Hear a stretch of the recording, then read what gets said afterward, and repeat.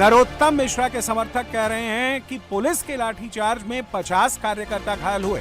वहीं पुलिस का दावा है कि पथराव में उनके आधा दर्जन से ज्यादा जवानों को चोट लगी है।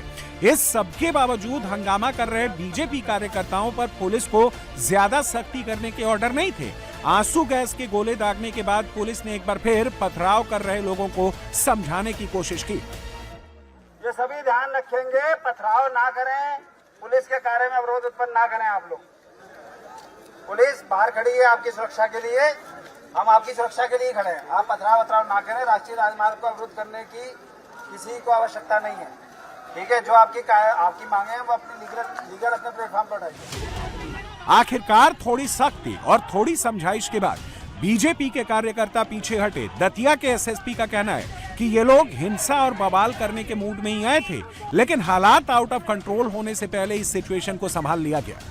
लगभग कल शाम से लगभग 3000 से ज़्यादा हुड़दंगियों ने यहाँ पे दतिया ज़िले की जो शांति है उसको भंग करने की कोशिश की है और मार्केट भी बंद करने की कोशिश की है। और उसी के तारतम्य में इन्होंने यहाँ पर चक्का जाम किया हुआ था लगभग 10 घंटे से।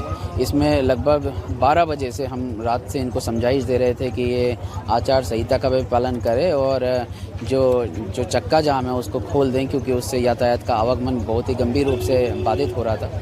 इस पर समझाइश के दौरान ही उन्होंने एकदम से पथराव का उपयोग किया और पथराव के बाद पुलिस ने तत्काल अश्रु गैस का उपयोग किया और इसके बाद इन्होंने और अधिक पथराव किया, जिस पे हमारे 6 से अधिक कर्मचारी गंभीर रूप से घायल हुए हैं और ख़ुद मुझे और एडिशनल एसपी को भी चोट आई है। और इसके बाद इनको बिल्कुल भगाया गया है और अश्रु गैस का उपयोग करके इनको वापस भेज दिया गया है। अभी कुछ लोगों को गिरफ्तार किया गया है। अभी भी सूचना है कि ये फिर प्रयास कर सकते हैं शांति भंग करने के, लेकिन पूरा पुलिस बल अपनी सभी कंपनीज के साथ तैनात है। जगह जगह पर फ्लैग मार्च कर रहा है और जगह जगह पॉइंट्स लग गए हैं और किसी भी स्थिति में किसी भी बदमाश ने यदि दतिया जिले की शांति भंग करने की कोशिश की तो प्रशासन का स्पष्ट संदेश है कि उस पर सख्त से सख्त कार्रवाई की जाएगी। पुलिस ने NH-44 पर लगा जाम खुलवा दिया। बीजेपी ऑफिस के आसपास कानून व्यवस्था की सिचुएशन भी शायद 1-2 दिन में नॉर्मल हो जाएगी, लेकिन पिछले 24 घंटे में दतिया में जो हुआ उसने बीजेपी के अनुशासन और सुशासन के दावों पर एक कलंक तो लगा ही दिया है। दतिया में बीजेपी कार्यकर्ताओं ने अपनी पार्टी के फैसले का विरोध करते हुए हिंसा और हंगामा किया। 10 घंटे तक नेशनल हाईवे को बंधक रखा। बीजेपी कार्यकर्ताओं के हंगामे की वजह से 10 घंटे तक हजारों लोग परेशान हुए। बीजेपी के वर्कर्स ने बीजेपी सरकार की ही पुलिस पर पथराव किया, पुलिस वालों को घायल किया, अपनी पार्टी के ऑफिस पर कब्जा किया। अगर कुछ महीनों की कमलनाथ सरकार को छोड़ दिया जाए तो 2003 से ही मध्य प्रदेश में बीजेपी की सरकार है। 2023 के चुनाव में बीजेपी को 230 में से 163 सीट मिली। गुजरात के बाद अब मध्य प्रदेश को भी बीजेपी की प्रयोगशाला कहा जाने लगा है, लेकिन बीजेपी की इस प्रयोगशाला में पार्टी ने दतिया में जो एक्सपेरिमेंट किया वो बैकफायर कर गया है। ये इस वक्त बीजेपी कार्यालय आपको दिखाई दे रहा है, जिसपे अभी भी सैकड़ों समर्थक छत पर मौजूद हैं और ये आप दृश्य देखेंगे इन लोगों को समझाइश देने के लिए जो नारेबाजी देखिए।